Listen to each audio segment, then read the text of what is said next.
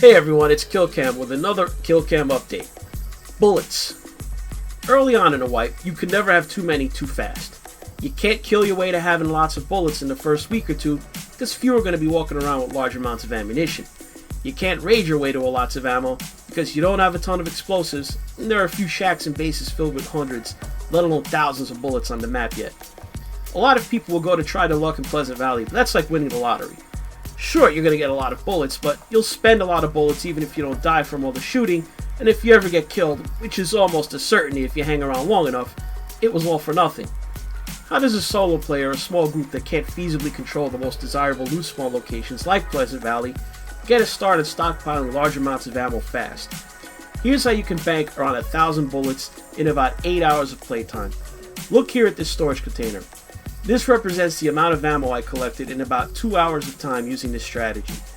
350 rounds of ammo in a variety of calibers, 11 animal fat, 11 fertilizer, 26 landmines, 82 packets of sugar for making ethanol, of course. I can't even count how many grenades. All obtained in 2 hours without having to kill a single player to do it. Now, assuming you keep doing this over the course of a day, at this rate it takes somewhere between 6 to 8 hours to amass 1,000 rounds of ammunition. The key here is to mitigate risk and maximize reward. Start off as a fresh spawn outside some of the lesser contested areas on the eastern and southern edges of the map.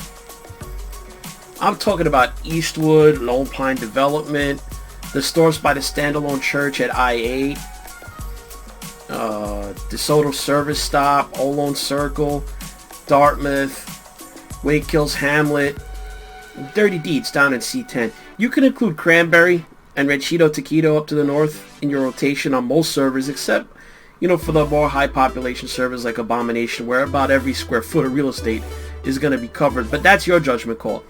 What you've got to do is basically throw down a shack near enough to each of these small towns and points of interest that's close enough to run to quickly when you've emptied out a town of loot, yet far enough away off the beaten path to not be a constant raid bait for the few hours you plan on using it. Let's take Eastwood as an example.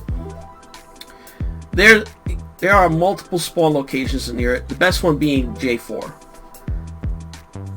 Alright? So you craft a shack and you place it to the east of the town toward the edge of the map.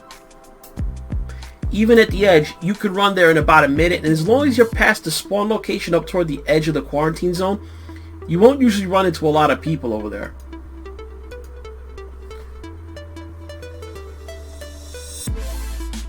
So when you hit, slash respawn, you get a J4 spawn, you run into Eastwood and the motel adjacent to it, and you proceed to loot it empty. You concentrate at first on getting scrap cloth to make a satchel, so check any homes or apartments with dressers, washer dryers, or clothes lying about for your 6 scrap cloth. Don't shred your clothes. It's so easy to get scrap cloth.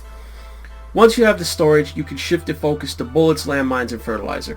If you get attacked by a wolf, kill it, hack it up for some animal fat to turn into biofuel, I like to do, but drop the meat. Food's no problem to get in this game. You shouldn't be wasting up your bag space with food. Keep on the lookout for a spool of twine so you can upgrade to a frame backpack and supercharge your carrying capacity. Whether your bag is full or you've emptied the town of all loot, run it all to your shack and bank it. Then repeat the process if there's more loot to be had in Eastwood, or most likely you've cleared it in one go. Time to move on to the next location. If you manage to get a framed backpack, walk to the next town, in this case either Lone Pine or Ranchito Taquito. Otherwise, if all you have is a satchel, hit slash respawn, save yourself the travel time, take the first spawn in one of those towns where you drop the shack. So if you have a collection shack, say south of Wake Hills, Dirty Deeds, you keep doing this over and over. Before you know it, you're going to have several shacks full of bullets, locker keys, explosives, and crafting materials for making explosives. Depending on how long you have, you could stop at 100 bullets, keep going till you have 1,000. Either way, you're starting fresh every time. If you die, you lose nothing. If you see other players, run, bank what you have, move on to an empty town. It's that simple. At the end of the day, get in your car if you have one, or walk preferably with a friend or two to guard you, and you start ferrying your loot spread out in all those shacks back to your main base. Most of these areas, they're off the more populated areas of the map, so you have minimal risk of losing your loot, and as long as you empty out your shacks every day, you don't care if somebody raids it. If you're doing this right, the shack is empty most of the time. you know, by the time you collect 1,000 or 2,000 bullets, you're not going to want to be doing this anymore anyway, because you're just going to want to go have fun, fight. For the rest of the wipe, you're going to be set for bullets unless you lose it all in a raid. You should be splitting up your loot. Don't want to keep it all in one place anyway. But anyway, that's how I do it. One last point. Don't forget to turn in those locker keys. In my experience, they account for about half of my bullet production from looting.